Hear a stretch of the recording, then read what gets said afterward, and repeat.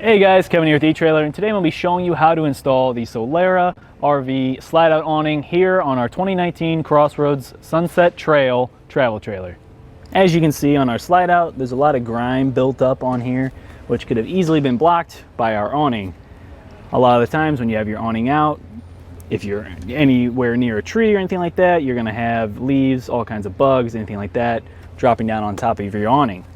Your slide-out seals do a pretty good job at negating most of that and kind of wiping it off as your slide out goes in, but for the most part this is all going to be inside your camper, so this is going to contribute to mold and mildew growing inside of your camper, which you can easily just block with your awning.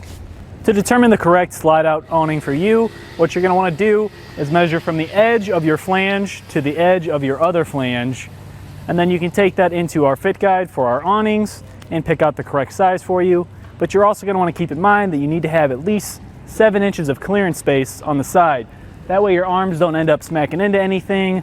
Maybe you have a window or another awning in the way. You don't want those coming into contact and blocking each other up or causing any damage. If you have any questions or need help picking out the correct awning for your camper, just give us a call here at etrailer or leave a question on our site, and one of our experts will get back to you with the correct slide out awning. Another major benefit of our slide out awnings is that this is going to help reflect the sun away from your slide out instead of sitting there and beating it down, destroying the roof, and ultimately making your trailer a whole lot hotter and forcing your AC to run a whole lot more. Our Solera slide out awnings come in a variety of sizes and colors, and there's also replacement fabrics that you can also get if the original fabric that comes with your kit doesn't exactly match the aesthetics of your trailer, or if you're redoing your trailer and repainting it. As far as installation difficulty goes, this is something you could potentially do by yourself, but it is such an odd shape to try and hold, so it's definitely a whole lot easier if you have a team of people with you to easily hold that up so that you can screw right in place. So to measure for our extrusion rail, we're going to take our tape measure. We're going to come up to our molding here. We don't want to be on the corner cap, we want to be actually on the molding itself. We're going to measure up 3 inches, and this is where our channel is going to have to sit. So I'm just going to make a little mark with a pencil, and then I'm going to go ahead and do the same thing on the other side. To prep our extrusion rail, we're going to go ahead and take some butyl tape, which you can also get here at etrailer, and we're going to piece it onto our railing here. And we're just going to run this the whole length of the railing. That way we get a watertight seal when we start putting the screws into the side of our camper. Your kit's going to come with a variety of different screws, which I've already laid out here and kind of organized a little bit. But the ones that we're going to be using for our extrusion rail are going to be the rounded, square-headed screws here.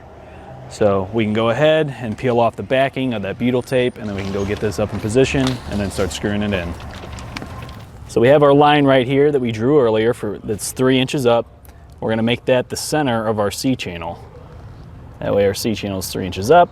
You're definitely going to want to have a second pair of hands on the other end, just because this is such a long extrusion rail. We'll just start pressing that in.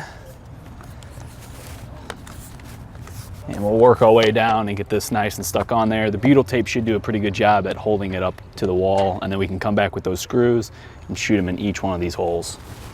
And like I said earlier, we're going to be using the rounded head screws with the square bit. And as you shoot these screws in, you may see the butyl tape kind of shooting out because it's going to go in between all the threads of the screw, making sure that we have a nice seal.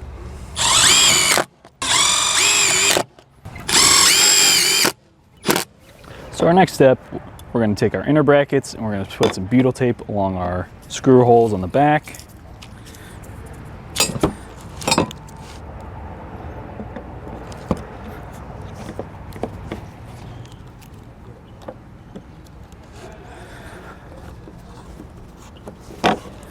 Making sure that we cover up all those holes.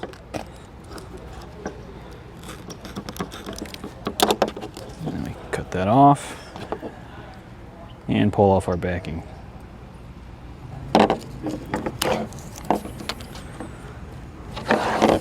All right, now that we got butyl tape on those, we're going to go ahead and grab our other flat-headed square bit screws, because these are going to go on the inside of our inside bracket, and these are going to need to sit flush. So we need to really make sure that when we're driving these in, we're doing it centered. That way we don't have this sticking out, because if this sticks out too much, we're not going to be able to slide on our outer brackets. So when you go to place your bracket, you're going to want to make sure that you have this little lip right here facing up, because that's going to press up against our molding here and make sure that we're not too close to it to where we can't get the outer bracket on. But we're going to go ahead and put this in. We're going to try and make it as close up and over as we can into this corner. Press that on a bit, and then we can start shooting in our screws. Like I said, you really got to make sure that these are going in straight.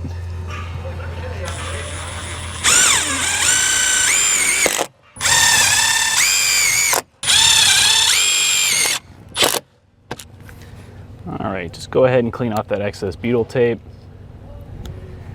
That way we got a nice flat surface to slide our bracket on, then you can go ahead and do the same thing on the other side. Our next step is going to be taking our extension rods. We're going to be sliding them into the arm on our awning, and as you can see, there's a hole right here and a hole right here. We're going to be sliding in that together because we're going to line those up. We have our end cap. We're going to stick that in so that the opening on that is also going to line up with our hole. And we can get our screw started. There's only going to be 2 of these, the rounded Phillips head. I'll start a little bit by hand, but you're going to need a drill to get this to actually go in all the way.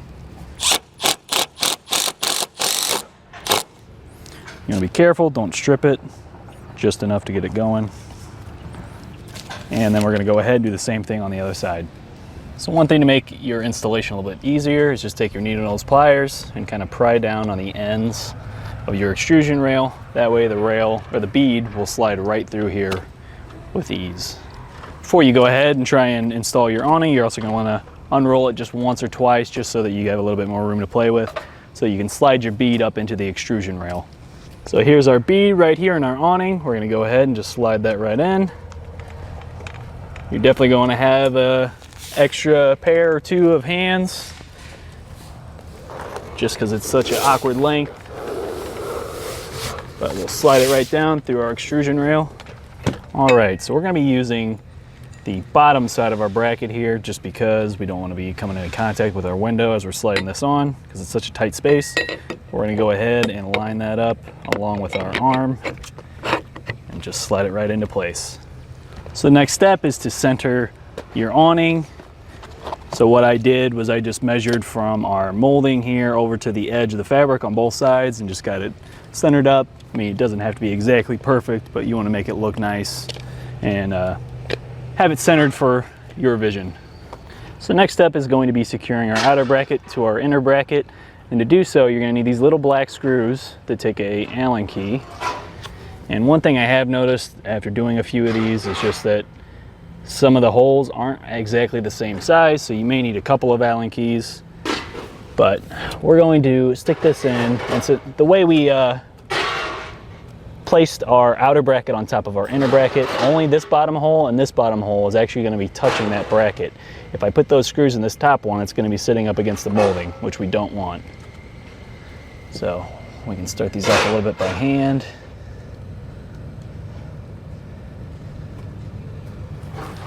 And then use our Allen key to get it fully tightened in there.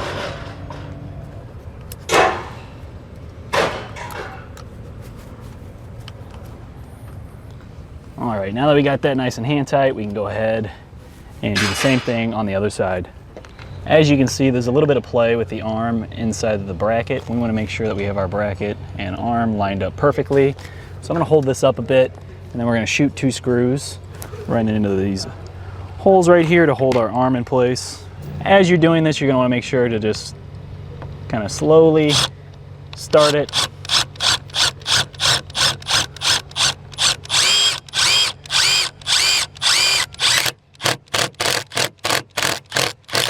You don't want to take a chance at having the screw break on you.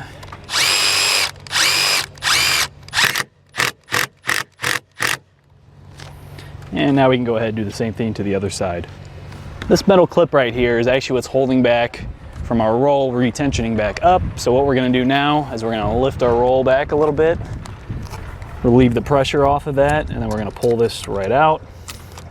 These are really handy to keep if you ever have to do any maintenance, or if you end up having to replace your slide out awning later on in the future. You easily just stick this back in there and it'll keep the tension. That way you don't have your arms rolling around and smacking you or your camper whenever you have to take it down. As I take this last one out, you'll see the awning start to tension back up. Just gonna let it slowly go. And now we can go ahead, we can push our awning back out, have it come in a few times, just make sure that we're not getting any wrinkles in our slide out awning, and see if we need to adjust either left or right with our bead. So when you're moving your awning in and out, if you notice any kind of bubbles or any kind of hang up on any of that, you can easily just kind of take the tension off by rolling it up and then sliding the bead just kind of whatever way you need to fix that issue. We had just a little bit of it curling up right about here in the center. So what I did was pull the tension off, just pull a little bit that way to tighten it up, and we're good to go. In your kit, there's gonna be these two little black screws. We're gonna be shooting these through our extrusion rail into the bead. Now when you're doing this, you gotta be very careful. You don't wanna accidentally pop off and go straight into your fabric. So we're gonna be taking it nice and slow. We're gonna be going about an inch, inch and a half in, and just like that. Like I said, you gotta be careful.